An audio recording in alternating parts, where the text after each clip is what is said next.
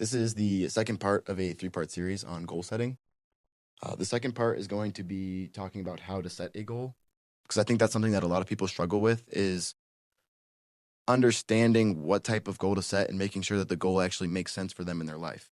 So one thing that I've been doing for the last 2 years at the beginning of each year is writing down everything that I did in the last year. But if this is your first time setting goals, like the first time that I tried this out, I wrote down like everything that I've accomplished throughout my entire life, from the time you were born until this present moment. Write down all of your accomplishments, all the things that you've done.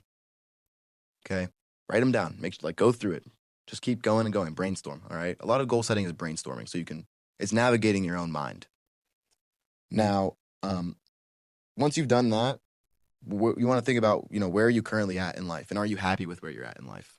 You wrote down all of the things that you've accomplished, but now you have to kind of decide: is where I'm at in life right now, exactly where I want to be? For most of us, the answer is going to be no, and I think that it should be no for everyone.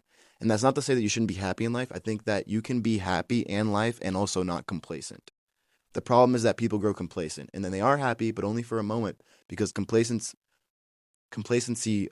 creeps its way in, and then you start to become unhappy with where you are at in life. So I think it's important that we continue to grow as people and as a society. Now, when it comes to setting these goals, you need to think about, where do you see yourself in the future? Okay, think about all that you've done, think about where that you're at, and think about where you could be. Think about where you want to see yourself in 1 year, 5 years, maybe 1 month, maybe 10 years, maybe 3 years. But you should think about those things. You should think about, where do you want to see yourself in 6 months' time, 1 year time, 3 years time, 5 years time. I currently have goals set for 5 years from now.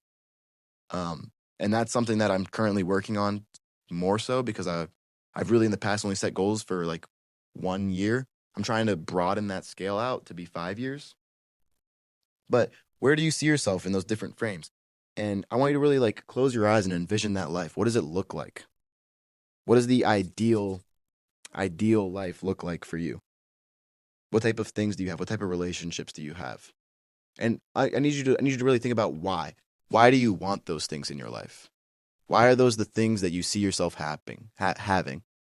Do you think that those things that you maybe are thinking about are going to truly give you a deep sense of gratification? Not gratification. Do you think those things that you want in life in 6 months, 1 year time are going to give you a deep sense of peace in your life and gratefulness in your life? Or is it just going to leave you empty? So know your why. Know why you're going after things. Okay. But like in the future, what does that look like? Is it a certain number of dollar bills in your bank account, or is it going on a certain number of dates with your spouse? Is it do you want to have a home by then? Do you want to have kids? Do you want to have a family? Do you want to get a new car? Those are the type of things. Do you want to, I don't know, any type of thing, right? Um, and then, when you know what your what is and your why, you can really start to drive in that direction really hard. So you need to know, what things do you want to accomplish and why do you want to accomplish them? And those two things are the building blocks of setting goals and then building on those things, which is what I will get into in the next one.